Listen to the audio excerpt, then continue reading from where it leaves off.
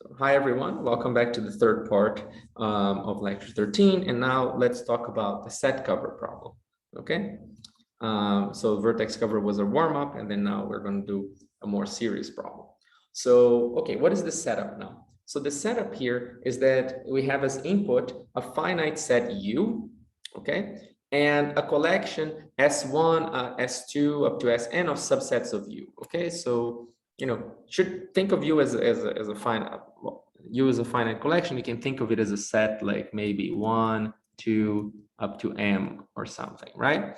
And, you know, and then we have a collection of subsets of U, right? So each Si is a subset of U. And what we want to output is the fewest collection of sets, okay? The fewest collection of these sets here, such that their union of Sj's, where J is in I, right? The union of the collection of our set, the union of the Sj's is equal to U, right? So this is what a set cover, okay? All right.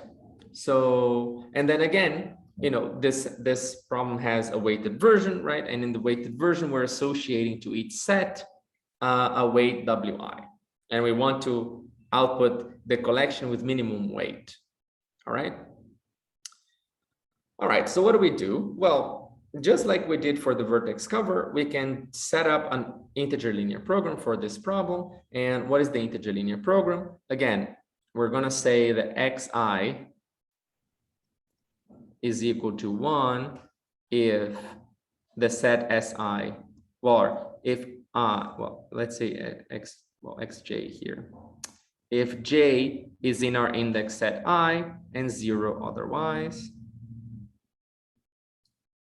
right? And this is just the variables xi, they're just encapsulating whether Si is in our collection of sets. And here we want to minimize the weight, right? Like minimize the total weight of collection. And what is the subject to? Well, now remember, we need to have that the union of the Sj's is equal to U. And what is this doing? Well, maybe let me put in green here, right? And this should be like J. And here is encoded exactly by this equation, because what is this equation saying? This is saying that for each element V in U, for each vertex or for each element of U, sorry, what we have is that if you look at all the Xi's, okay, if we look at all the Xi's, right, but what is the Xi? This is the I such that V is in the set Si. Then we must include, right, we must include a set which contains V, correct? So this integer linear program is exactly capturing the set cover problem, right? Because you can see that any feasible solution, how do we say that they characterize? How do we prove it? Well, any feasible solution of the integer linear program is a set cover, and any set cover is also a feasible solution, right? Like it's both ways. You can see that this characterizes exactly the set cover problem. So we're capturing exactly the set cover problem. But now what are we going to do? Well, we're just going to obtain the linear program relaxation, right? Because this is what we want. We know how to solve. So we just relax the constraints, relax integral constraints.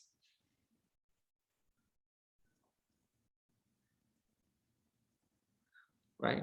And then we solve this LP. So that's the part that we're relaxing. And after we relax, we have to go to work again, right? So now, suppose that we end up with a fractional solution Z, right? When we solve the LP, now we need to come up with a rounding scheme, right? At first, the rounding scheme was pretty easy for the vertex cover, but here's going to be a little bit more involved. All right, here's the thing. Can we just round, right? But you may ask, can we just round each coordinate Zi to the nearest integers like we did for the vertex cover problem? right? And the answer is no, right? And we're gonna see why, okay? And here's the intuition. Say that we have a vertex V in U, which is in 20 sets, right? So here's where it breaks down. Like if a vertex V is in 20 sets, and in our solution, we actually managed to get Zi to be equal to 1 over 20 for each of the sets Si that contain V.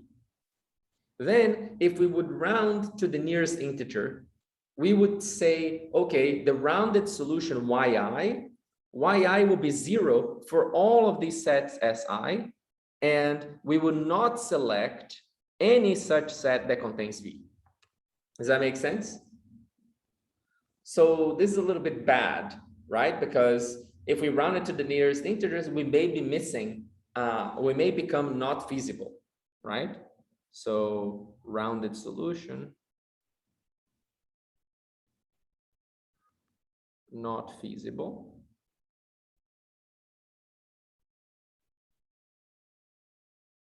Right? Okay, so how do we deal with this? Well, okay, so the rounding scheme here is a bit different. So let's just think of Zi as a probability that we would pick the set Si. Does that make sense? So now the solution Z, what is describing? It is describing an optimal probability distribution over the ways to choose the set Si. So for example, in the previous case where a vertex V is covered by 20 sets and we assign like weight 1 over 20 to each of these sets, what we're saying is that with probability 1 over 20, I'm going to pick one set. With the probability 1 over 20, I'm going to pick the second set, and so on, right?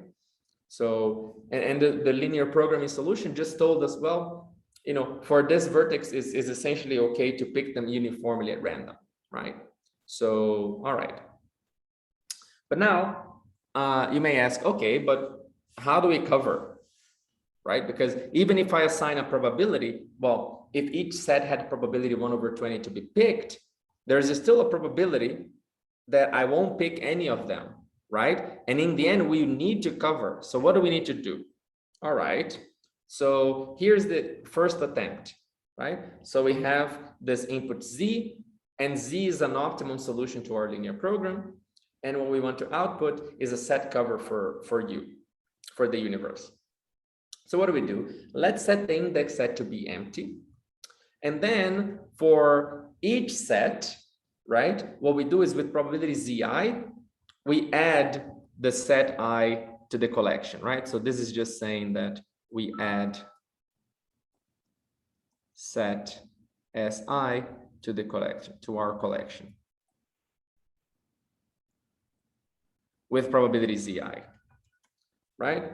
Okay, so this is what we did before, right? This is what this random pick is doing, but we know the random pick is not enough because random pick still leaves a probability, non-zero probability to not cover a vertex U, right? For each vertex U, but is a first good subroutine, right? So, but before we keep going to actually get a cover, let's just see, once we do the random pick, okay, what is the expected cost of the sets that we're picking when we do one round of random pick?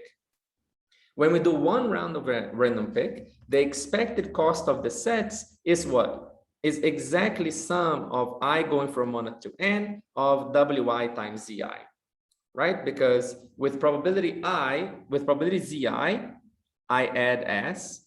So with probability Zi, we add Si, which has cost Wi. So the expected cost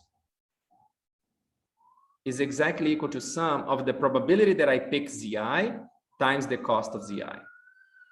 Correct? So this is the expectation. And this, notice that this expected value is exactly the optimum of our linear program, right? So this is quite important because this random pick, every time we do one round of random pick, right, the expected cost of the solution that I get from from each round of the random pick is exactly the optimum of the LP, and we're going to use this later, right? But the question is, will this process cover you? And the answer, we already know that's no. So we need to do something more, right? So, okay. So, and let's just explore this point a little bit, because the answer will be kind of right there, right? So let's consider the random pick process from the point of view of one element of U, right? So let's say that V is in the set like S1 up to SK for simplicity, right? And as long as we select one of these SIs above, we're good with respect to V, right? Now, we're going to select the SIs with probability ZIs. And we know, right, because Z is a solution to our LP, we know that we have this constraint, that the sum of the probabilities is greater or equal to 1, right? But remember, these are independent events, right? So the sum of each probability, right? Like picking SI is a Bernoulli random variable with success like ZI, right? So the sum greater or equal to 1 is not contradicting any probability, right? All right, so we know this. And now, what is the probability that V is covered in the random pick, right? So what is our probability? Well, okay, let's consider here, right? This probability is definitely not 1, as we talked about before. Let's just think about the case that K is equal to 2 and Z1 and Z2 is equal to half, right? So V is in the sets S1 and S2 only. And the probability that we're going to pick SI for any of these i's is equal to half. What is the probability that V is not covered?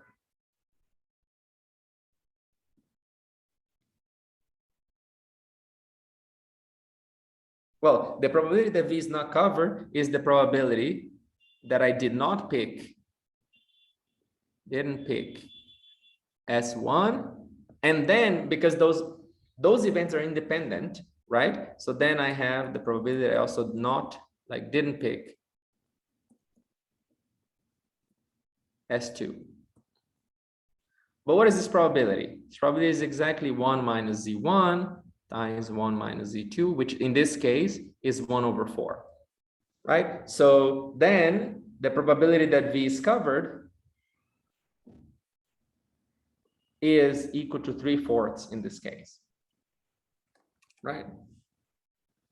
All right, so the probability is not 1, but it's also not super small, right? All right, so, okay, but now you can say, well, if I had many elements like that, we would expect many elements to be uncovered, right? Because what is the expectation? The expected number of uncovered elements is 1/4 of the total elements, right? So how do we deal with this? Because each round of random pick is only covering like a constant fraction of our elements, right? So roughly, like, so how do we deal with this? Well, okay, we deal with this by persevering, right? So what do? Well, do one round of random pick. Okay, we covered some elements. Now let's do another round of random pick. And then, you know, the elements that we may cover in each round, they're different, right? So if V was not covered in the first round, maybe V will be covered in the second round. Does that make sense? So we just pick a couple more times. And okay, sure, we're getting a bigger solution, but hey, if we don't need to repeat that much, then we're pretty good, right? So, all right, and this is exactly what we're going to do. But before we do that, let's let's just prove this lemma that the probability of covering an element will be really high if we repeat the random pick, right? So if in a sequence, so here's the lemma, right? Like the probability of covering an element lemma.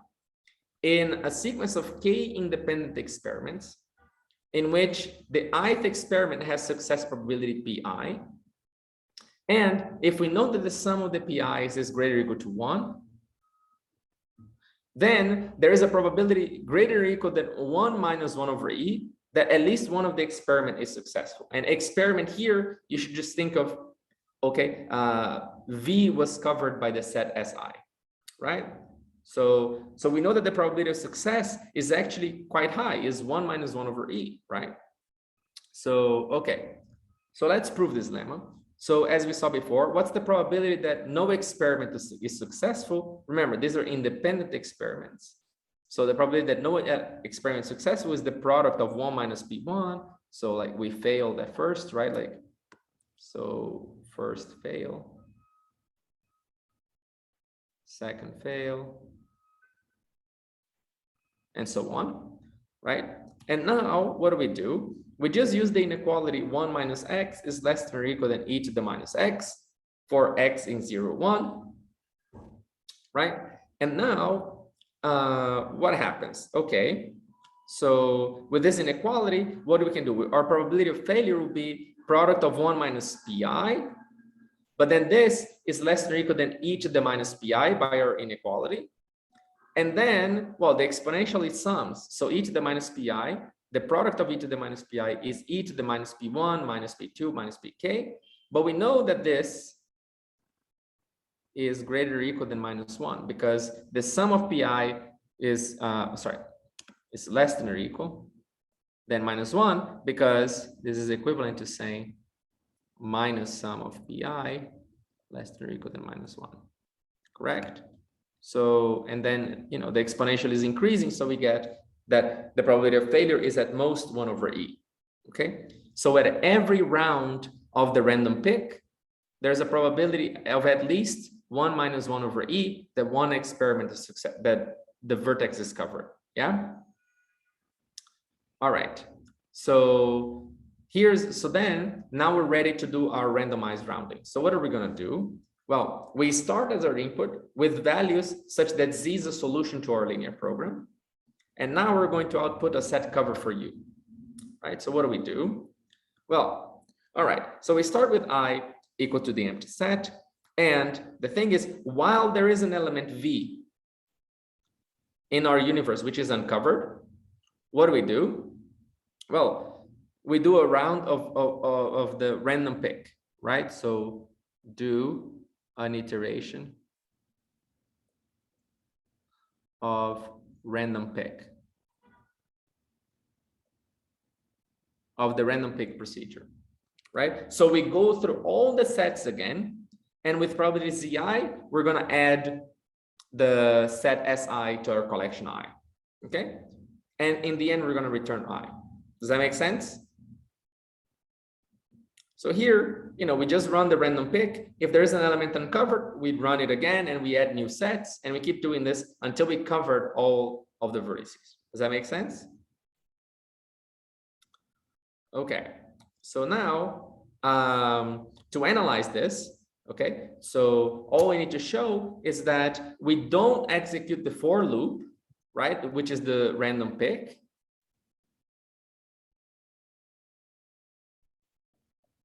Too many times, because and then we have to show that with high probability, random pick keeps picking a set of small weight, right? So, all right. And here's the thing, right? So to analyze this, we just need this lemma of probability decay, right? Which is if t is a natural number, right? The probability that this for loop will be executed more than log of the size of the universe plus t times is at most e to the minus t. Okay, so what we're showing here is that this randomized rounding, okay, so this probability decay is just showing that the randomized rounding procedure that we described, okay, with high probability will cover our set in few iterations. How many is few? Well, we're saying here, you know, the natural log of the universe plus, you know, t, and then, you know, if t is a constant, let's say if t is 4, then, you know, the probability that we execute for more than this many steps is like e to the minus 4, which is really small, right? So, okay. So now how do we prove this, right? All right. So what is this probability that the for loop will be executed more than natural log of u plus t times, right? The probability that this for loop is executed more than these many times is the probability that there is an uncovered element after these many iterations, right? So, okay, but what is the probability of that happening, right? So let's say that v is in u. We know that for each iteration of the loop, there is a probability of 1 over e that v is not covered by our previous lemma, right? So, all right. And the probability that V is not covered after this many iterations is then what? Well, remember, the iterations are independent, right? So these are independent iterations. So the probability that V is not covered is 1 over E to the power of like the natural log of U plus T, right? Which is 1 over the size of the universe times E to the minus T. And now what do? Well, we just do a union bound, right? Because the probability that there is one uncovered element is at least, well, the size of this universe times 1 over U times E to the minus T. So then we get exactly E to the minus T, right? So the proof is quite simple, right? All right. So then we know that after log of the universe plus, some constant number of times, let's say, the probability that there is an uncovered element is really small, right? So that satisfies the, remember, when we have a randomized algorithm, we want to show that it succeeds with high probability. So here we're already showing that if we run the for loop these many times, with high probability, we're going to cover our set, right? But now, what is the cost of the rounded solution, right? So now that we know that we'll cover with high probability, we need to bound the cost of the solution that we came up with. But remember, right, at each implementation of the for loop, our expected cover weight is exactly the sum of Wi times Zi by what we proved before. And then after T iterations of the for loop, what is the expected weight of our cover? It's just T times the weight of the cover that we obtained, right? Sorry, this T is different than the previous slide T, right? Because the other one had an extra logarithm. And now what do we use? Well, we know, so what do we know? What do we know about this expected cover, like this random variable that we have? We know this random variable is very complicated, but it's a non-negative random variable. So we can apply Markov, right? Like our easier concentration inequality. And we know that the probability that X is greater or equal than 2 times the expected value of X is less than or equal than a half, right? So the probability, okay, so how do we use this? Now we know that given Z, an optimal solution to the LP, what we're going to prove is that our randomized algorithm rounding outputs with probability at least some constant, right, like 0.45, a feasible solution to the set covered with how many sets, or what is the cost, right? Like maybe let me say cost here, right? With at most like 2 times natural log of U plus 3 times the optimum of the integer linear program, right? So here we're getting a 2 times natural log of U approximation to the vertex, to the set cover problem, right? And how do we do this? Well, all right. So let's say that we have T to be equal to the natural log of U plus 3. So we know that there's a probability of at most E to the minus 3, which is less than 0.05, that the while loop will run for more than T steps. So the probability is really low, right? So that's the probability that the while loop runs for more than T steps. Okay, so after T steps, what is the expected weight? The expected weight is exactly T times the optimum of the integer linear program, right? Because Z is our solution. Like, because remember, this is the optimum of the linear program. And this is less than or equal than the optimum of the integer linear program, right? And then what happens? By Markov, we know that the probability that our solution has weight 2 times W is less than or equal to half, correct? Just by Markov. So then, well, if we take a union bound, what happens, right? With probability at most 0.55, either we run for more than T iterations, right? Because this is 1. So what is the union bound, right? Like we have with probability at most 0.05, we run for more than T times, or our solution has weight bigger than 2W, right? And this happens with probability at most 0.5. right? So that's why we get 0.55. So in particular, our success probability, we stop at t iterations. So we actually stop and we cover, and right, we construct the solution to the set cover with cost at least, at most, 2 times t times optimum of the integer linear program. Does that make sense? So we are doing a union bound on both of the bad events that could happen, right? What is one bad event? Is that we could run for more than t steps. The second event is that our solution had big weight. And we're saying, okay, with this probability, there's an upper bound on the probability that one of those happens, right? So in particular, with probability at least 0.45, we will stop at iterations and our solution will have small weight. Does that make sense?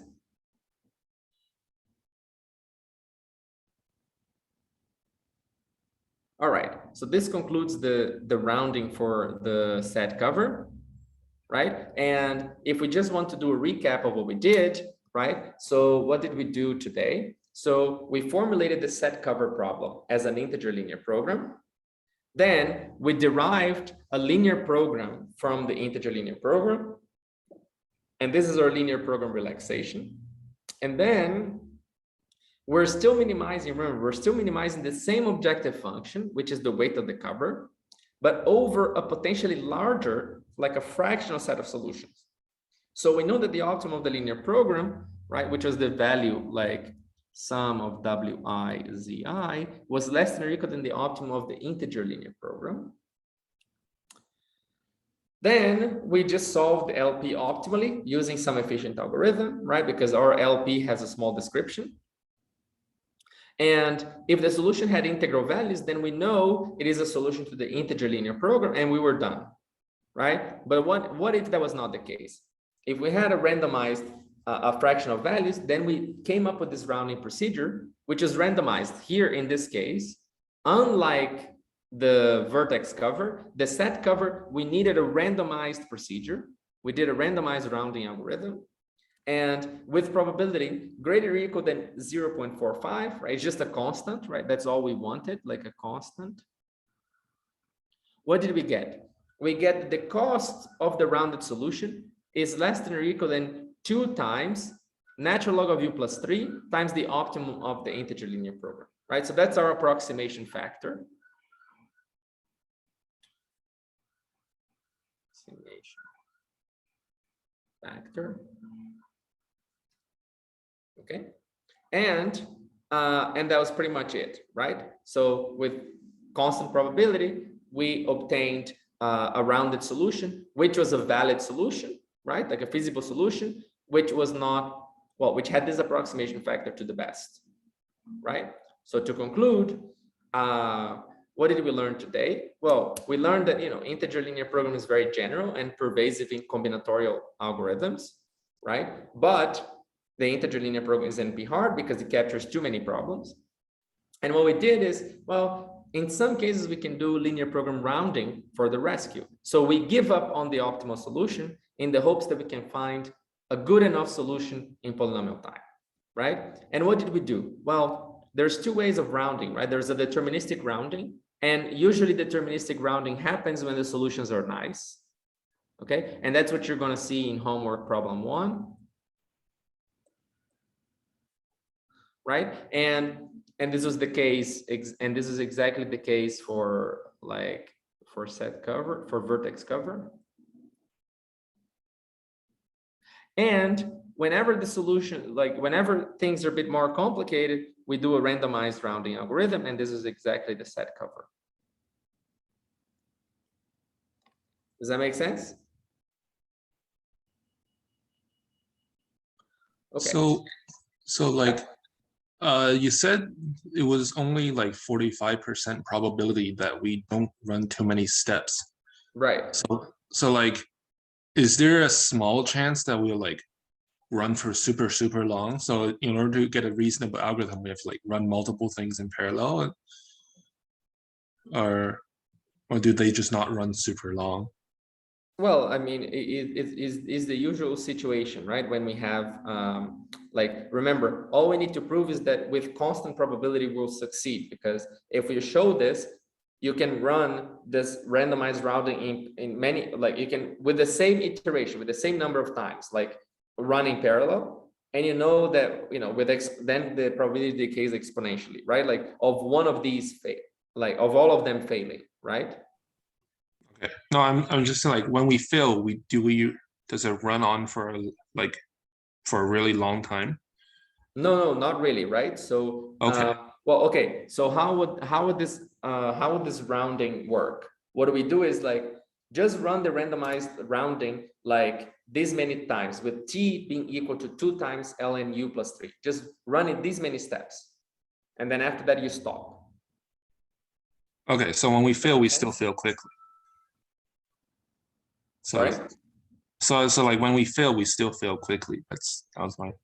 Exactly. When we fail, we still fail quickly, but the probability of failing within these many steps is really small, right? So we're always going to succeed.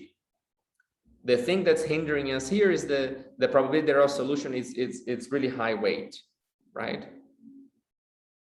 All right. I see. Thanks. Yeah, no problem.